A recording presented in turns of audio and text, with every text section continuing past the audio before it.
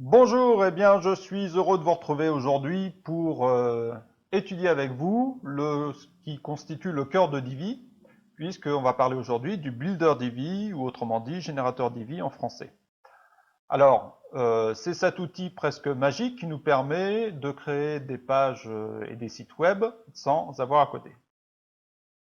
Alors au programme, on va commencer par apprendre à créer une nouvelle page, à la suite de quoi on va apprendre à retirer la sidebar ou autrement dit la barre latérale en français et éventuellement le menu.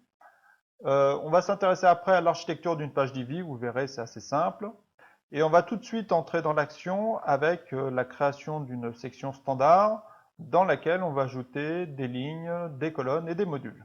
Alors pour l'instant ça ne vous parle pas trop, mais très rapidement ça va devenir clair. Après quoi, on se penchera sur les commandes du Builder Divi. On fera un petit passage par le paramétrage et on essaiera de comprendre, d'avoir une vision très claire de la hiérarchie des paramètres entre le niveau site, le niveau page et le niveau module. On conclura avec deux autres types de sections que sont la section pleine largeur et la section personnalisée. Et puis on conclura avec quelque chose qui vous évitera bien des soucis, c'est-à-dire une fonctionnalité pour récupérer une version antérieure de la page sur laquelle vous travaillez. Alors je vous rappelle que pour cette série de formations, nous utilisons un produit de EasyWeb Academy qui s'appelle le site d'apprentissage, donc est un site prêt à l'emploi qui vous permet d'appliquer immédiatement ce que vous apprenez, de faire des tests sans avoir à eh bien, acheter un hébergement, acheter Divi, acheter éventuellement un nom de domaine, installer un serveur web, installer WordPress, installer Divi, faire le paramétrage de tout ça, etc. Donc voilà, pour 15 € par mois, vous avez un site sur lequel vous pouvez immédiatement commencer à travailler et appliquer ce que vous apprenez. Bien sûr, je précise que tout ce qu'on voit aujourd'hui fonctionne exactement de la même manière sur n'importe quel site équipé avec WordPress et Divi. Allez, il est temps d'attaquer. Alors, pour créer une nouvelle page, eh bien c'est très simple. On va sur notre interface d'administration WordPress et on va dans le menu page et ajouter une page. Donc là, il suffit de mettre un titre. On va mettre test, pas spécialement original. Et on va s'assurer d'avoir un espace de travail relativement propre, donc en cochant ou décochant les options qui apparaissent ici. Donc vous voyez, on va avoir besoin des paramétrages de la page Divi, des attributs de la page, mais tout le reste, on n'en a pas besoin pour l'instant, donc autant le décocher. Voilà. Donc là, on a l'éditeur standard WordPress, dans lequel on peut mettre du texte.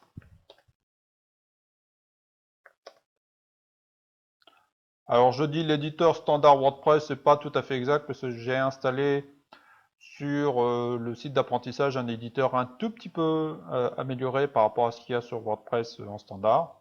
Enfin, fondamentalement, ça ne change pas grand-chose. Donc une fois que vous avez entré votre texte, eh bien vous appuyez sur Publier. Voilà, votre texte a été créé. Et pour l'avoir, vous avez un lien qui apparaît là.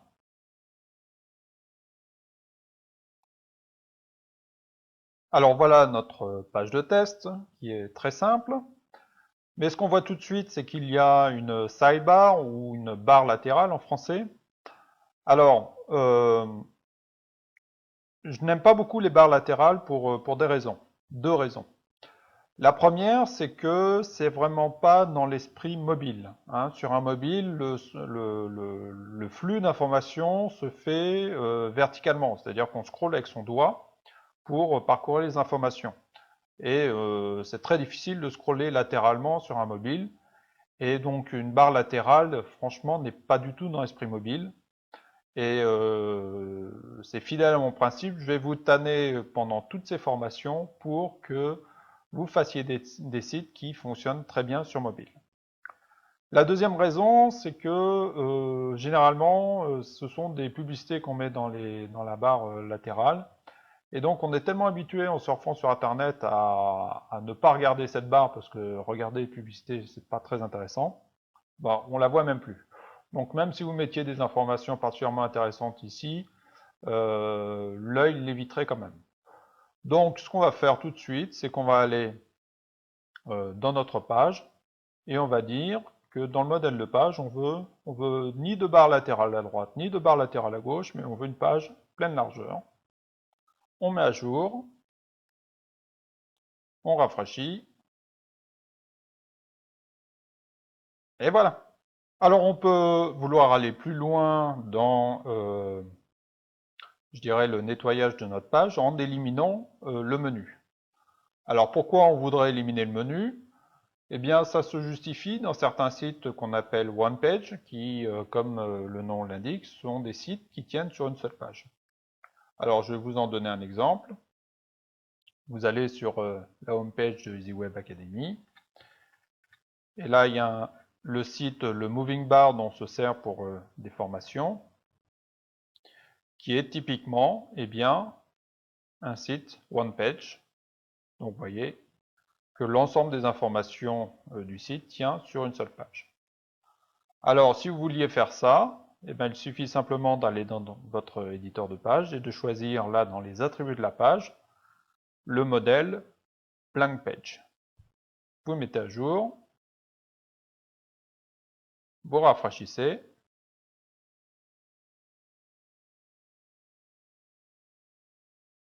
et voilà, notre menu a disparu. Alors, aujourd'hui, ce n'est pas vraiment ce qu'on veut faire, donc on va rétablir notre modèle par défaut pour la page.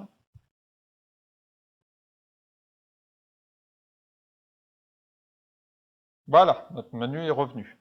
Au passage, on voit que Divi nous met automatiquement dans le menu les pages qui ont été créées.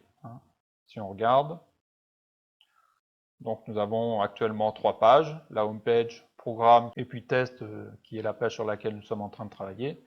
Et bien automatiquement Divi a mis des liens vers ces 3 pages dans le menu. On verra dans une autre formation qu'on peut très largement personnaliser cela. Bien, tout cela c'est très intéressant, mais nous n'avons pas commencé à utiliser notre Builder Divi. Et bien c'est ce qu'on va faire tout de suite en cliquant sur le bouton Utiliser le générateur Divi. Et là, que voit-on? Eh bien, un ensemble de choses qui apparaissent.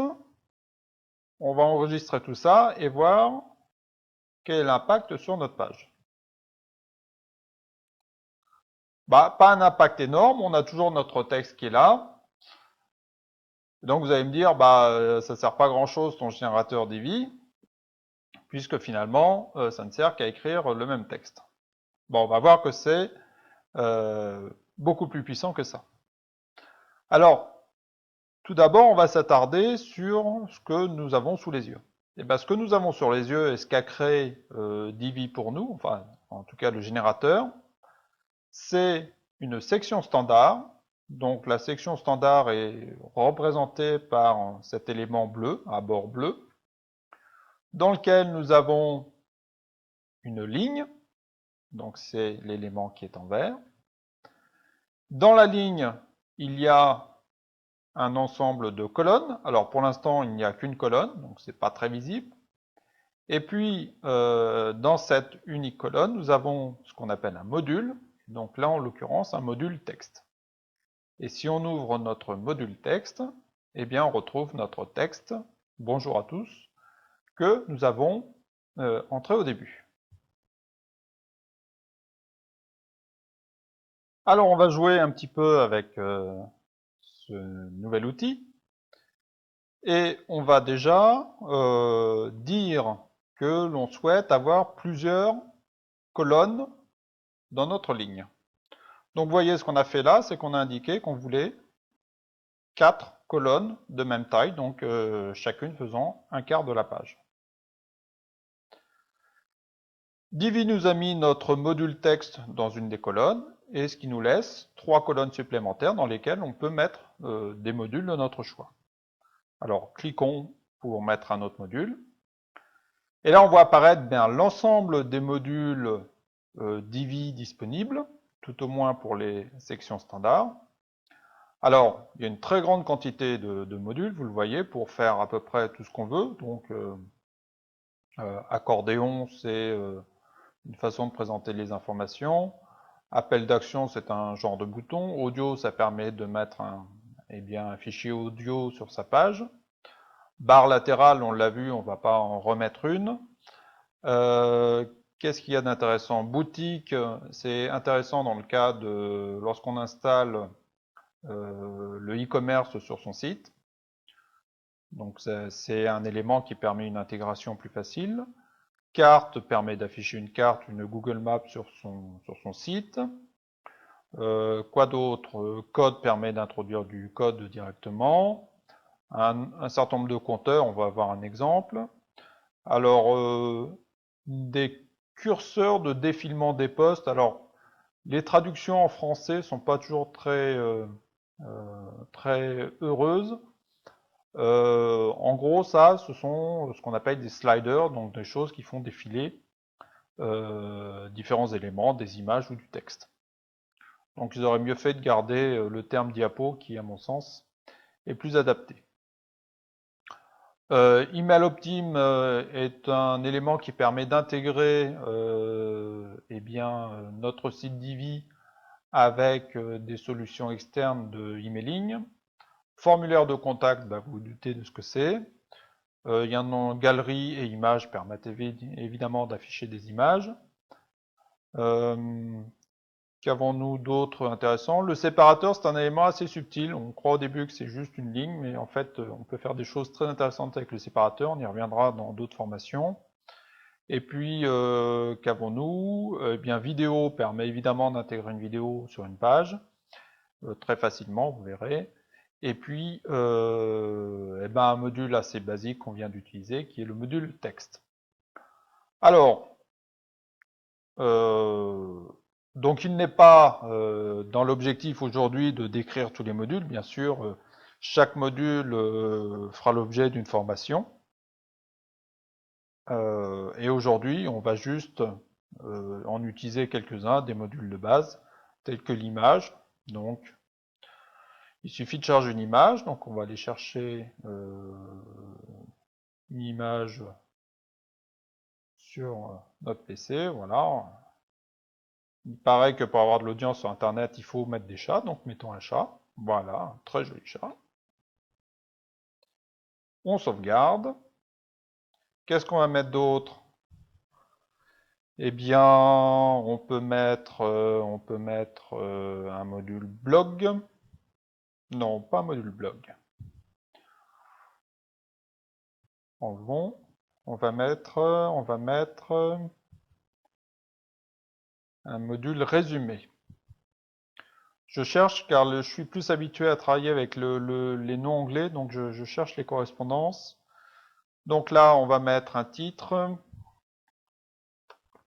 Allez, on va continuer sur la thématique le chat. On va pas mettre d'URL. On va mettre une icône. Qu'est-ce qu'on va choisir?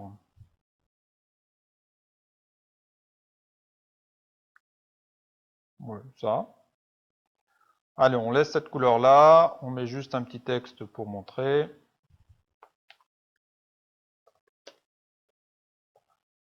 Voilà. Pas grande originalité. On sauvegarde. Et qu'est-ce qu'on va mettre comme quatrième module? On va mettre simplement un bouton. On va mettre une URL parce que je crois me souvenir que s'il n'y a pas d'URL, il n'affiche pas le bouton.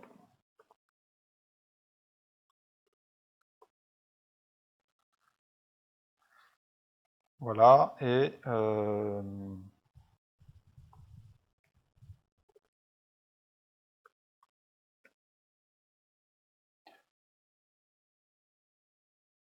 voilà. Alors ce qu'on peut faire tout de suite qui est intéressant, c'est qu'on a une, je ne sais pas si vous avez vu, mais il y a un petit œil qui apparaît dans chacun des fenêtres de paramétrage qui permet d'avoir un premier aperçu de notre travail. Alors, c'est pas toujours très précis, mais ça aide bien. Ça permet de voir ce qu'on fait sans avoir constamment à enregistrer la page et puis la regarder. Donc là, en l'occurrence, on a déjà un premier aperçu. On peut se dire, tiens, ça, on voudrait l'avoir centré, donc on peut retourner dans le module concerné. Je crois que c'est le résumé. Et là, on va dire orientation du texte centré. On sauvegarde. Et puis là, pour le coup, ben, on va vraiment mettre à jour la page et puis voir ce que ça donne.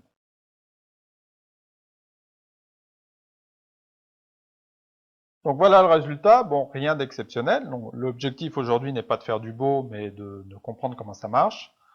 Donc là, on devine qu'on a 4 modules sur 4 colonnes dans une largeur de page que on devine à peu près par là. Donc on reviendra plus précisément sur cette largeur de page tout à l'heure. Alors revenons à notre générateur Divi et on va commencer à étudier un petit peu les différentes commandes dont on dispose. Alors, la commande que vous allez utiliser le plus, c'est cette espèce de petit hamburger là, qui permet d'accéder aux paramètres des différents éléments. Donc, je vous rappelle, là, les éléments sont la section, la ligne, les colonnes et les modules. Alors, regardons ces paramètres. Donc, ils se présentent toujours sous la même forme, c'est-à-dire, quel que soit l'élément, on va avoir 3 onglets, paramètres généraux, paramètres avancés et personnalisation CSS. Donc vous voyez là sur la ligne j'ai ça et sur le module j'ai la même chose. La section fait un petit peu exception puisqu'on n'a pas l'onglet paramètres avancés puisqu'il n'y en a pas besoin. Autre petite particularité à garder en tête, c'est qu'il n'y a pas véritablement de commande spécifique pour accéder aux colonnes. On y accède en fait à travers les paramètres de la ligne. Donc vous voyez là qu'il y a des paramètres qui concernent la colonne 1, donc pour l'image de fond, la colonne 1, est-ce qu'il y a un effet de parallaxe, colonne 1, couleur de l'arrière-plan, colonne 1, marge interne, et après on passe à la colonne 2, la colonne 3 et la colonne 4. Évidemment, si on changeait le nombre de colonnes, eh bien ça s'adapterait en fonction. Alors pour mieux percevoir visuellement cette architecture section, ligne, colonne, module, et puis pour commencer à jouer un peu avec les paramètres, eh bien, on va faire quelque chose qui peut vous être utile parce que c'est vrai que parfois on est un petit peu perdu. On va mettre des couleurs d'arrière-plan sur les différents éléments pour bien les repérer. Donc là on voit qu'on a une couleur d'arrière-plan pour la section qui est blanc. Et on va la modifier, on va la mettre en allez, rouge.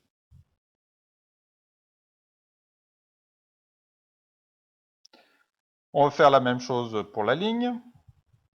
On va mettre, alors faut que je trouve le bon paramètre, voilà. Couleur d'arrière-plan, on va la mettre jaune. Ça va pas être très beau, mais tant pis. Et puis on peut faire la même chose pour les colonnes. Donc la première colonne, on va y mettre une couleur d'arrière-plan bleu. Deuxième colonne, couleur d'arrière-plan, on va mettre bleu partout.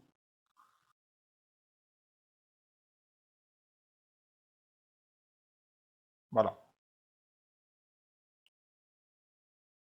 On sauvegarde. Et on regarde ce que ça donne.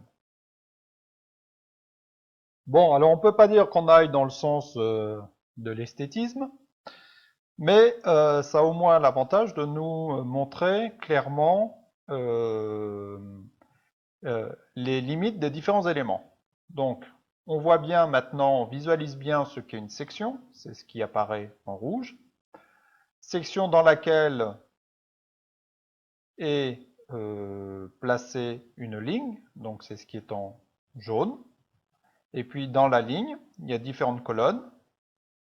Et les colonnes, on les voit, on leur a mis un fond bleu pour bien les représenter. Donc on les voit pas partout. Par exemple, on ne voit pas le fond bleu derrière l'image, mais c'est normal puisque l'image n'est pas transparente. Mais sur des éléments transparents comme le bouton ou le texte, eh bien, on voit apparaître le fond bleu de la colonne. Autre avantage, c'est que on voit comment se comportent les différents éléments lorsque la taille de l'écran change. Alors, vous avez vu là le phénomène. Là, on est dans une visualisation de grand écran, c'est-à-dire qu'on a l'ensemble des menus et tous nos modules sont sur une seule ligne. Et si on réduit la taille de l'écran, bah, d'une part, les menus passent sous cette forme-là, et puis surtout, on voit que nos modules sont passés sur deux lignes. Alors, deux lignes visuellement, mais le fond jaune nous aide à nous souvenir que pour Divi, ça, c'est une seule ligne. Donc, ce concept de conteneur et de contenu est très important, il faut le garder à l'esprit. Hein. Ici, bah, la page est le conteneur de plus haut niveau. Cette page contient des sections. Alors, pour l'instant, il n'y en a qu'une. Cette section contient une ligne et la ligne contient 4 colonnes. Si on continue de réduire la taille de notre écran, donc là on est typiquement sur un écran de mobile, eh bien on voit que nos différents modules, cette fois, sont les uns sous les autres. Donc pourquoi ça? Eh bien tout simplement, bah, si, vous voyez, là les éléments se réduisent en taille pour s'adapter à la taille de l'écran, et à un moment on estime que réduire encore en taille ça deviendrait illisible, donc on préfère afficher sur plusieurs lignes. Voilà, donc ça c'est un des très gros avantages de Divi, c'est qu'il gère lui-même ce genre de transformation pour s'adapter aux différentes tailles d'écran. Autre élément intéressant qu'on peut percevoir ici, c'est qu'il y a un espace entre le haut de la section et le haut de la ligne. Ça veut dire que quelque part Divi définit une marge entre ces deux éléments. On voit même que Divi va plus loin puisque visiblement il définit même une marge entre la ligne et les colonnes. Et puis il définit même des marges entre les différentes colonnes. On va voir que ça s'appelle des gouttières. Et enfin, dernière chose que nous permet de voir cette vue, eh bien, c'est que visiblement, il y a une limite à la taille de la ligne. Alors, eh bien, on va commencer par ce point-là. D'où vient cette limite? Eh bien, simplement, si on retourne dans notre interface d'administration, on va aller dans le customizer. Donc ça, je rappelle, c'est l'outil qui permet de définir l'apparence, les paramètres visuels globaux pour notre site. Donc là, on va aller dans notre page test. Et là, on va aller dans paramètres généraux, paramètres de mise en page. Et on s'aperçoit que nous avons différents paramètres, dont l'un est la largeur du contenu du site internet. Donc voyons ce que ça fait si on fait varier cette valeur. Eh bien, on voit que ça fait varier la taille de notre ligne. Donc ça, c'est une des propriétés des sections standards, c'est que eh bien, les éléments que l'on place dans une section standard sont nécessairement contenue dans la largeur du site internet, telle qu'elle est définie ici. Donc là, on va remettre notre valeur par défaut, qui est 2080. Bon, vous pouvez bien sûr modifier cette valeur.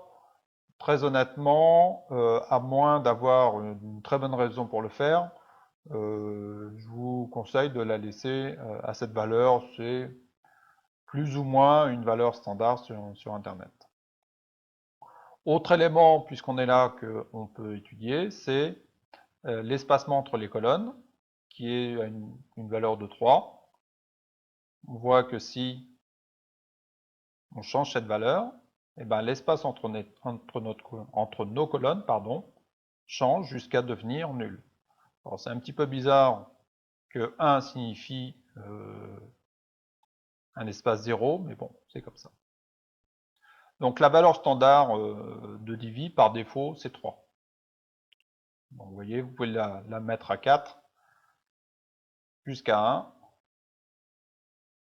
pour modifier l'aspect visuel de vos pages.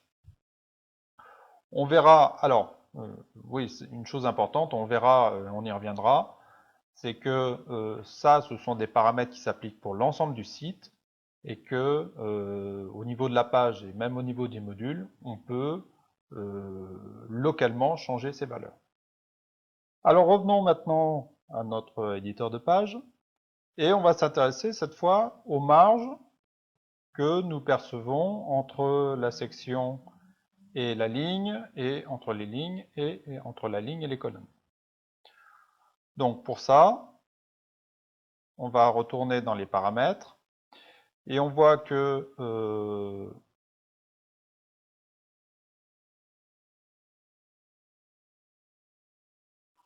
voilà, on voit que sur la section, on a un paramètre qui s'appelle personnaliser la marge interne. Et là, on va mettre 0.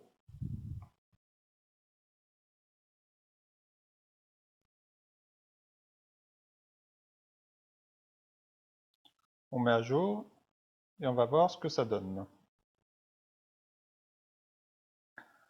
Voilà. On a éliminé, on a annulé la marge interne sur l'élément section. Alors ça, c'est un élément un petit peu déroutant au début, c'est qu'effectivement, Divi met par défaut des marges internes aux éléments. Et il arrive plusieurs fois que, en essayant de positionner au mieux nos éléments, on se demande mais pourquoi il y a un espace ici et mais d'où ça vient? J'ai pas mis d'espace, donc on se prend la tête avant de réaliser que bah oui, c'est Divi qui met par défaut des marges internes. Donc gardez ça en tête. Il y a une marge interne de l'ordre de 20 pixels, je dirais, qui est appliquée par Divi.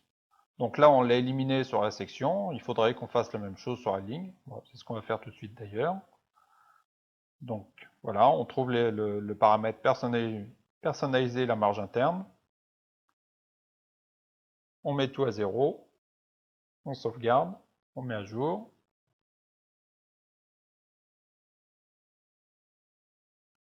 Voilà. Alors, ce concept de marge interne, et de marge, il y a un autre concept similaire de marge externe. Il est important à comprendre et je vais faire une vidéo spécifiquement là-dessus pour bien comprendre ce point, parce que c'est vrai que c'est un petit peu trompeur et que ça nécessite des éclaircissements. Voilà, donc gardez cette astuce en tête. Si à un moment vous êtes un petit peu perdu, vous savez plus trop où est la limite de votre section, ou la limite des lignes, des colonnes, etc., n'hésitez pas à mettre des fonds de couleurs très vives, de façon à bien voir ce qui se passe. Alors, on va continuer notre exploration, et on va utiliser, donc vous voyez, nous avons utilisé jusqu'à maintenant cette commande-là, qui permet d'accéder aux paramètres des éléments. La deuxième commande qu'on peut voir, c'est la commande de clonage. Donc, comme son nom l'indique, elle permet de cloner tout simplement un élément, c'est-à-dire le dupliquer à l'identique. Donc là, je l'ai fait sur un élément texte. Je peux le faire tout aussi bien sur l'ensemble de ma section. C'est ce que je vais faire. Voilà. Deuxième section strictement identique qui est ajoutée. Je mets à jour et je vais voir ce que ça donne. Donc sans surprise, eh bien j'ai exactement la même section qui est ajoutée.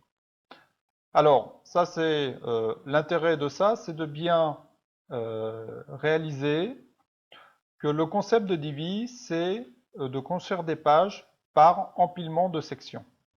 Et ça, il faut vraiment bien l'avoir en tête, parce que des fois, euh, on essaye de faire des choses qui vont à l'encontre de cette philosophie de Divi. Et donc, si vous voulez vraiment, vous allez vraiment vous rendre la vie difficile si vous ne voulez pas vous conformer, je dirais, à cette prise de position de Divi qui est que une page, c'est un ensemble de sections, un empilement de sections horizontales. Alors, là, c'est peut-être pas très visible sur cette page-là. Si on va voir le moving bar, on voit exactement la même mécanique où, eh bien, le hero, eh bien, c'est une section. Là, les 4 images, c'est une autre section. Là, cette partie-là, c'est une autre section, etc., etc. Voilà. C'est la philosophie de Divi de décomposer une page en sections. Alors, parfois, il peut y avoir une section, mais la limite n'est pas forcément très marquée. Si je mets 2 sections avec la même couleur de fond, je peux tout à fait visuellement avoir le sentiment qu'il n'y a pas de démarcation très nette entre les deux. Mais évidemment, en tant que designer de la page, vous savez que là, il y a une section. Alors revenons une fois de plus à notre page. Et poursuivons notre exploration des icônes. Donc nous connaissons maintenant bien celle-là. Nous connaissons l'icône de clonage. La petite croix, eh bien, permet juste de supprimer un élément. Et au passage, on peut voir cette commande qui permet d'annuler notre dernière modification. Et puis, on a déjà vu le changement de structure d'une ligne pour modifier eh bien, la disposition des colonnes. Au passage, on remarque que Divi ne supprime pas les modules lorsqu'on fait ça. Il les met simplement, les modules excédentaires sont simplement placés sous les autres. Notez bien que tant que vous n'enregistrez pas votre page, les modifications ne sont pas prises en compte, ne sont pas mémorisées. Donc si je rafraîchis ma page, je la retrouve telle qu'elle était lors du dernier enregistrement. Donc voilà pour les icônes, on va passer aux commandes par le menu, par le clic droit. Donc simplement vous placez sur un élément, donc soit un module, soit une ligne, soit une section, et vous faites un clic droit. Alors la première commande c'est renommer. Donc allons-y. Donc là on voit qu'on peut renommer un module comme on le souhaite.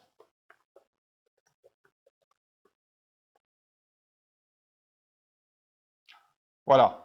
Alors l'intérêt de ça, c'est que, eh bien, quand la page commence à être assez grande, au lieu d'avoir des termes génériques, eh bien, on peut avoir nos propres termes, ce qui nous permet de repérer nos éléments.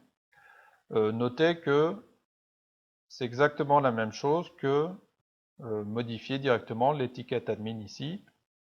Donc là, je peux mettre, c'est mon module 2. Voilà. Alors, deuxième commande, test AB. Alors ça, c'est quelque chose qui réjouit les marketeurs puisque ça permet de faire plusieurs versions d'une même page et de voir celle qui fonctionne le mieux auprès des visiteurs. Bon, ça ça nécessite un module de formation en soi puisque c'est assez conséquent. Autre élément très puissant et qui nécessite une formation à part, c'est la sauvegarde dans la bibliothèque. Donc on verra qu'on peut tout à fait sauvegarder des éléments ou même des pages entières dans la bibliothèque et les échanger avec d'autres sites ou les ramener sur d'autres pages de notre site. Annuler, eh bien, ça correspond à la commande que nous avons vue ici.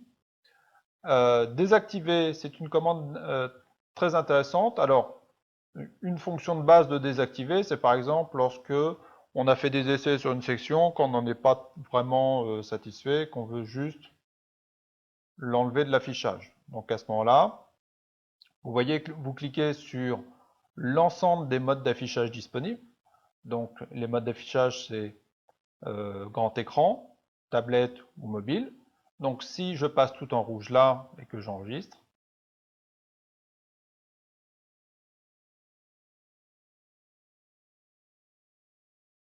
voilà, la section désactivée n'apparaît plus.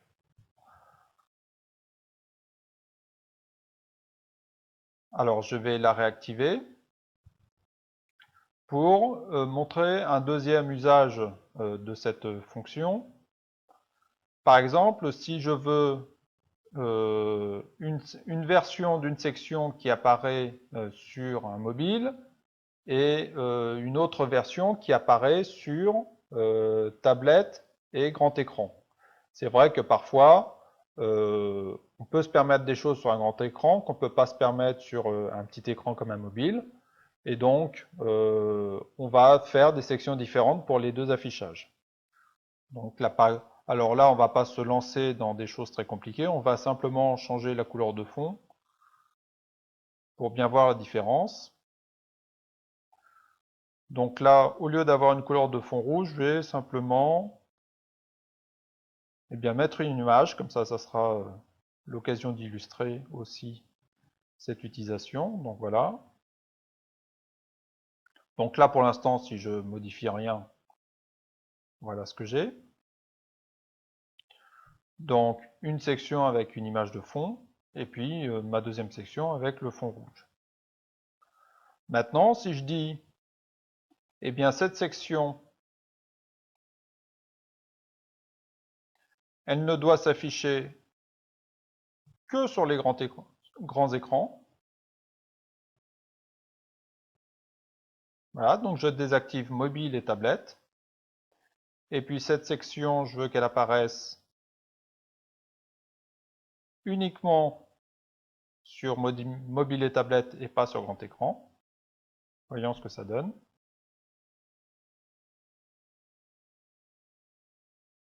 Donc là, j'ai bien ma première section qui apparaît sur grand écran. Et je vais artificiellement, donc là c'est un peu rapide, artificiellement changer la taille de mon écran pour simuler un passage sur mobile, un écran mobile. Voilà. Vous voyez que là, j'ai la section avec le fond sous forme d'image. Et dès que je passe en mode tablette, qui est assez reconnaissable au fait que le menu est changé, eh bien, ce n'est plus la même section qui est affichée, c'est la section avec le fond rouge. Voilà, donc ça donne une grande souplesse une souplesse supplémentaire par rapport au mode responsive pour vraiment définir comment les éléments doivent s'afficher sur les différents écrans.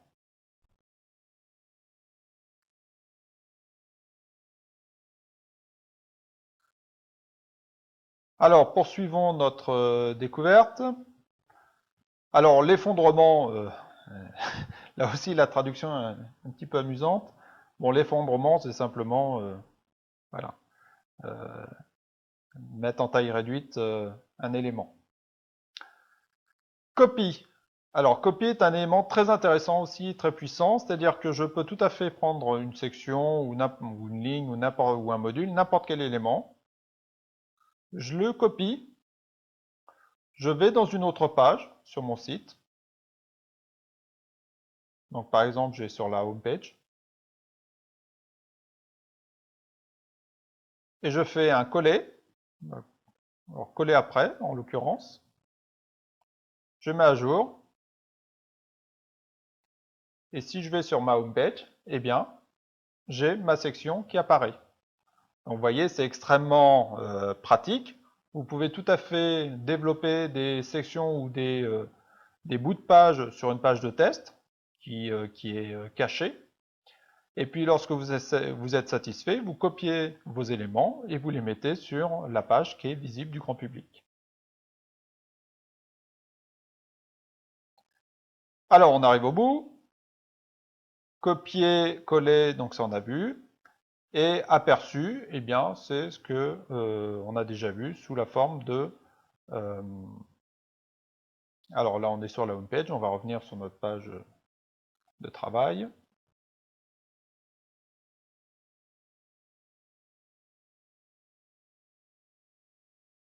Voilà, donc si je fais aperçu,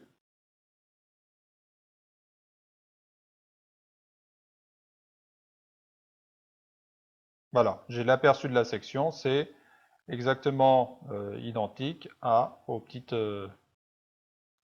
œil que j'ai là. Alors, pour conclure sur les commandes, il nous reste à voir les commandes de page qui sont placées ici. Donc, importer, exporter, on ne va pas regarder ça aujourd'hui. On abordera ça dans tout ce qui est importation d'éléments dans la bibliothèque et exportation. Cette commande-là permet simplement de réduire la taille du générateur Divi. Et puis cette commande-là, plus intéressante, de paramétrage de la page. Donc vous voyez, il y a quand même une certaine cohérence puisque toutes les icônes de paramétrage sont sous la forme de ce hamburger. Alors, commande de paramétrage de la page. Passons sur le test AB qui est, comme je disais tout à l'heure, du marketing. On ne va pas aborder ça maintenant. Le CSS, pareil, c'est un langage qui permet de définir visuellement l'apparence visuelle des éléments sur la page. Donc, évidemment, Divi propose pas mal de paramétrages pour ça, mais il y a des situations où on a besoin de choses encore plus puissantes, et à ce moment-là, il faut introduire des commandes CSS. Bon, c'est un niveau avancé, on ne va pas aborder ça pour l'instant. Alors, ce qui est plus, par contre, accessible, c'est la palette de couleurs. Vous voyez dans... je vais prendre un module texte. Voilà. Vous voyez que dès que vous avez à choisir une couleur, vous avez des couleurs prédéfinies en bas. Donc ça, c'est ce qui est prédéfini par Divi. Si vous avez défini une palette de couleurs à utiliser sur votre site web, eh bien le mieux c'est de l'entrer ici. Par exemple, si on change le rouge, voilà, je veux plus que ce soit d'avoir du rouge ici comme palette de couleurs, je veux ce bleu là. Je sauvegarde.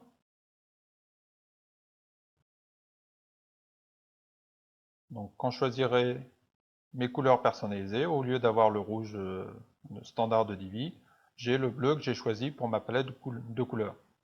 Alors sachez que cette commande est aussi disponible au niveau site et non pas au niveau page. Hein.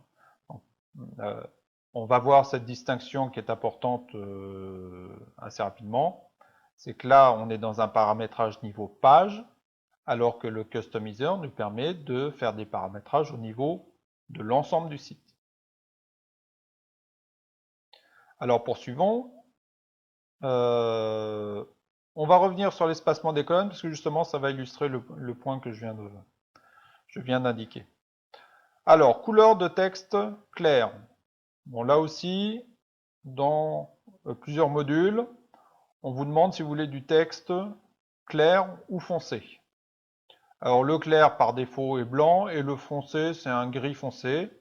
Eh bien, ces options vous permettent de définir plus finement ce qu'est un texte de couleur claire et ce qu'est un texte de couleur foncée pour vous. Vous pouvez modifier ces valeurs ici. La couleur de fond de section, on va commencer par ça, c'est plus simple. Donc vous voyez que là, elle est définie par défaut à blanc. Imaginons que je mette ça à rouge. Maintenant, si je définis une nouvelle section, je vois que par défaut, ma couleur d'arrière-plan sera rouge. Donc, conforme à ce que j'ai défini dans le paramétrage de ma page. Et enfin, cette couleur définit la couleur de fond de la page. Alors attention, si vous avez, comme une page est constituée d'un empilement de sections, si vous avez que des sections avec une couleur de fond opaque, évidemment, vous ne verrez pas la couleur de fond de votre page. Il faut que vous définissiez des couleurs de fond, enfin, des couleurs de section transparentes. Alors comment on fait ça? C'est tout simple. Là, on avait une couleur de fond pour notre section qui est rouge. Si je diminue ce curseur, je diminue l'opacité de la couleur, et si je l'amène à 0, eh bien j'ai une couleur qui est totalement transparente. Voilà. Alors, je reviens sur cette notion de hiérarchie des paramètres, du paramétrage.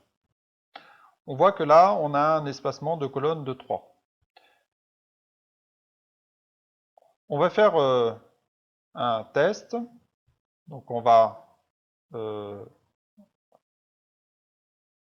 revenir sur notre page de test. Voilà. Où là, on a un espacement de 3 entre les colonnes. Alors, on a vu au début que le customizer nous permet de changer cette valeur. Donc là, je suis à 3. Imaginons que je le passe à 4. Donc, mon espacement est devenu plus grand. J'enregistre. Je regarde ce que ça donne. Effectivement, l'espace est plus grand. Si maintenant je viens ici et que je dis que l'espacement des colonnes doit être de 2.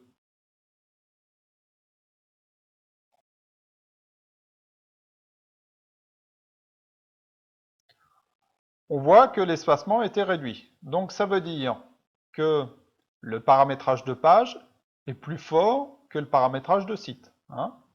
Je rappelle, le customizer permet de faire des paramétrages au niveau site, alors que là, on est sur du paramétrage au niveau page. Et encore plus fort, si je vais dans mon élément ligne, et que je dis que je veux utiliser une largeur de gouttière personnalisée, oui, et que je la mets à 1, je sauvegarde, je mets à jour, voilà, j'ai plus d'espace entre mes colonnes. Donc ça veut dire que le paramétrage de module est plus fort que le paramétrage de page, qui lui-même est plus fort que le paramétrage de site. Donc voilà, vous percevez bien la hiérarchie de paramétrage. Alors ça s'applique aux largeurs de colonnes, mais ça s'applique tout pareil aux tailles de texte, aux couleurs de texte, etc. Hein, on a toujours le même principe. Le paramétrage le plus général et le moins fort, c'est le paramétrage de site. Après le paramétrage de page, et ensuite le paramétrage le plus puissant qui s'applique, c'est au niveau du module. Alors jusqu'à maintenant, nous avons travaillé sur des sections standards. Et Divi nous propose deux autres types de sections. Alors ça va être beaucoup plus rapide, rassurez-vous. On a une section en pleine largeur. Eh bien, comme son nom l'indique, elle va permettre d'afficher des choses sur l'ensemble, sur la totalité de la largeur de la page. Donc, prenons un exemple. Déjà, vous remarquez là que on n'a pas le concept de ligne. Et on n'a pas la possibilité de mettre des colonnes dans une section pleine largeur. Tout ce qu'on peut faire, c'est mettre un module. Et le nombre de modules est beaucoup plus réduit par rapport à la section standard. Alors, c'est ce qui fait que, parfois, On va préférer utiliser une section standard que l'on va un petit peu traficoter pour la rendre pleine largeur, plutôt que d'utiliser véritablement une section pleine largeur. Mais là, je dirais que c'est un niveau avancé d'utilisation de Divi, on verra ça un petit peu plus tard, mais c'est une ruse qui est bien utile. Alors, pour illustrer ce qu'est une section pleine largeur, on va mettre un module carte. Donc là aussi, on ne va pas faire une grande formation sur le module carte, on va simplement rapidement faire quelque chose d'intéressant. Donc là, on a mis une adresse principale de la carte qui est à Paris. Donc vous avez vu qu'il a trouvé tout de suite Paris.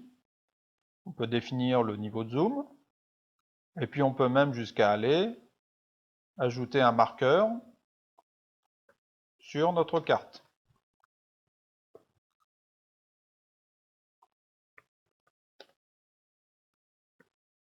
Donc là, je mets Tour Eiffel, je lui demande de trouver, et hop, de lui-même, il trouve où est la Tour Eiffel. Donc vous voyez que c'est assez puissant. En fait, c'est le moteur Google qui est derrière, Google Maps qui est derrière et qui fait ça. Voilà, donc je vous laisserai jouer avec ça.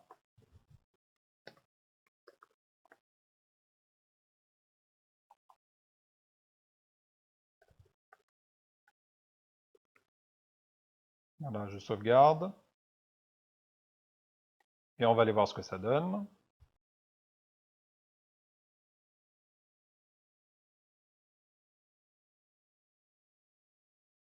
Voilà, j'ai une carte en pleine largeur de mon écran. Alors, on ne va pas s'arrêter en si bon chemin. On va regarder les sections spéciales. Eh bien, ce sont simplement des sections qui nous donnent un peu plus de liberté dans, je dirais, la mise en page. Donc, par exemple, on peut avoir une section où on peut avoir un module ici, n'importe lequel, et puis